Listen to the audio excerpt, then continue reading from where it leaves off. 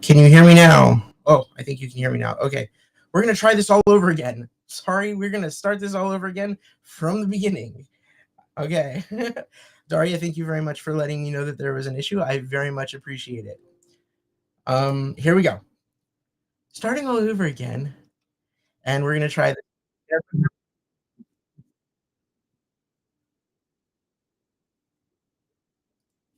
Here we go. And I'm getting feedback. Yay. Ah, excellent. So here we go, and we're off. So first of all, I would like to try this again. We are going to have a moment of silence for the people who have given their lives for Israel, whether as soldiers or as hostages. So if you'll join me for a minute of reflection for them, I'd appreciate it.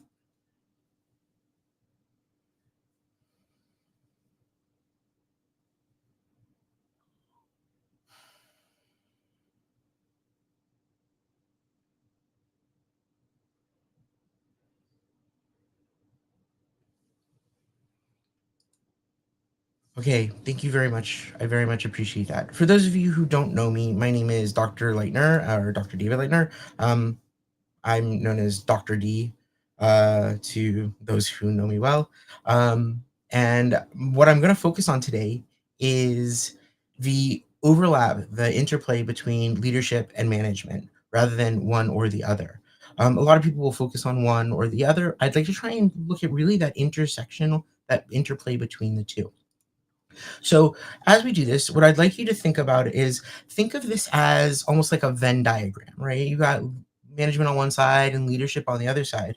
And the place that we're going to sort of focus on is just right down in here. But first, let's focus on each one for a moment. Management produces order, it lets us know what's going on and sets processes into place and things like that. And on the other hand, when you got leadership, right? Leadership really does produce change and movement. It's about getting people to work together towards something into the future. And so when we focus on each of these things, looking at each is going to be different. Someone who focuses on management might look at organization and staffing and planning and budgeting and resources and all kinds of fun stuff like that, or command and control, incentivizations, corrective actions, providing solutions.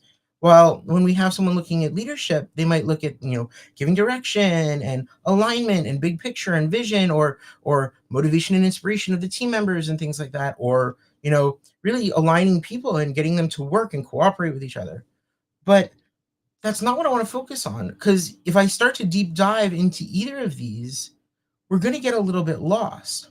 What I'd rather do is try and look at how do these overlap and where is the major focus that we can use in order to help someone who's moving into a position of leadership really focus on both. And that's where when we look at this, we can go, wait a second, how do I expand this section? How do I make it as big as humanly possible? How do I really, really move them like this? And this is something that we can do. We can actually move to the point where these are overlapped. And the way we do that is by focusing on certain key aspects of both. If we look at it for a minute, really management focuses on strategy and objectives and goals and problem solving. It needs to have communication. Shout out to Helen if she's in the audience today. She's a go-to person for something like that. Conflict resolution, decision making. But at the same time, even though leadership produces change and movement, it also has to focus. In fact, it needs to focus on strategy, objectives, goals, problem solving, communication, conflict resolution, and decision making. And if we focus on these two, what we'll find is that there's a balance taking place that allows for that overlap, that Venn diagram, to really expand that overlap area, to really expand and engage followership and leadership in a ideal way. But what does that actually look like?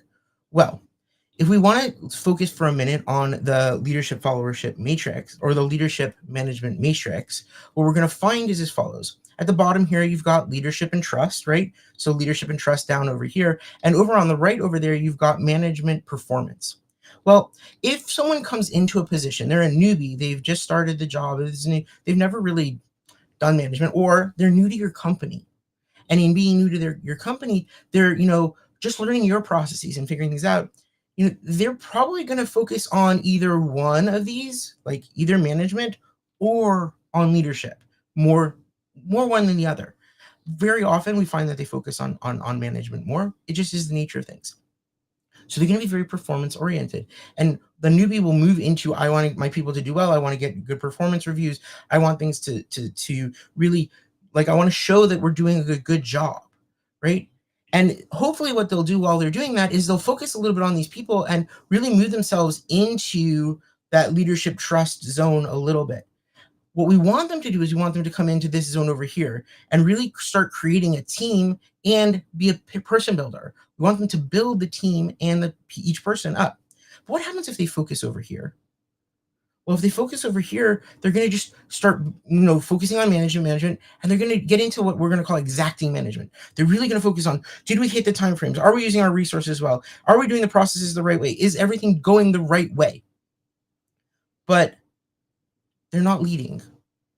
And if we let them just focus over here into followers, into leadership, right? The people person is going to create wonderful partnerships. They're going to be a partnership architect, but they're not building their people up to be more productive and help them learn the skills they need to be able to engage effectively as ICs. And that's something we want them to learn how to do. So how do we match these two? How do we move them together? And here's where things get interesting. As we move a person through leadership, what they're going to build is they're going to build trust. And we want them to focus on building trust because it will allow them to not only build the people, but it will allow them to slowly move out of management into this sense of, can I drive people? Can I give them a sense of drive? Can I give them a sense of where they need to go? And really help motivate them to do more than they would do otherwise. And if we can get them to do that, even if they're not moving all the way up into drive, because that actually can feel really bad. It can almost feel like the person's, pushing you to the point of burnout. But if you can move a little bit up into that area, what we're getting is we're really creating that sense of drive the way we want it. Okay, we're going to do this together. And it's the together that really matters when you're talking about the team. And when it's individualized, it's very much about that one person. How do I help this person be more motivated and more successful in the skills that they need to do? And what happens is as we move over, two things happen. Number one, if we look at it over here, we've got the trusted advisor, right? That person who demonstrates the skill sets, knows how to be a good leader, and is also good enough in their management that when something comes up, people know they can go to them and say, I have an issue. And know it's not going to come back and bite them in the butt. Ultimately, what we want is for either this person to live in the exceptional expectations or trusted advisor zone, or if we're really lucky, get into that strategic pathfinder zone, where when they are leading, they are creating that ultimate balance between leadership and management and performance. And in order to do that, they really do need to focus on strategy, on objectives, on communication, on decision making. Those are the things they focus on in order to get that and make that happen. But there's something more about this, which is very interesting. What about the follower? So if we think about this from the follower perspective, first of all, they're going to be able to tell us if there's a bad apple. That is to say, someone who's not moving on this, you might know, especially if you're their leader. If you're a senior management and you have a new leader who's just not performing well, nothing's coming out of it, you'll know. But they'll also be able to tell you if they're performing badly here, right? So if they're a bad apple, you'll know. But what about everyone else? Well, if you're the follower, you actually can use your leader or your manager as a sounding board to understand where are they on this leadership management overlap. And you can use this in order to create a real understanding of what you need and how you want them to treat you. And it'll help you move into strategic partnership with them. So whether you've come in an untrained newbie or you have a new leader who's coming in, right? And if they're focusing on who you are as a performer or they're demanding destructive producer levels from you, that is to say, they are looking at management, you need to talk to them about how you're treated as a leadership function. You need to talk about their leadership, not about their management. You need to focus on what it is that they're asking from you and what it is you need from them to help them move into that realm of strategic partnership where you want to be their strategic partner. If you feel like they're, creating a workhorse situation where you really feel like they're driving you, and it's not enough of, hey, high expectations, you're great, but what about focusing on me and my needs? So here again, you can really use that as a way to know how to help your leader, manager, be better at what you need from them. And it helps us in a lot of ways. So, what I want you to think about for a minute is when we talk about this leadership and management, it's a two-way street. It's not just, leader and the team. The individual contributor has to be able to talk to their team lead.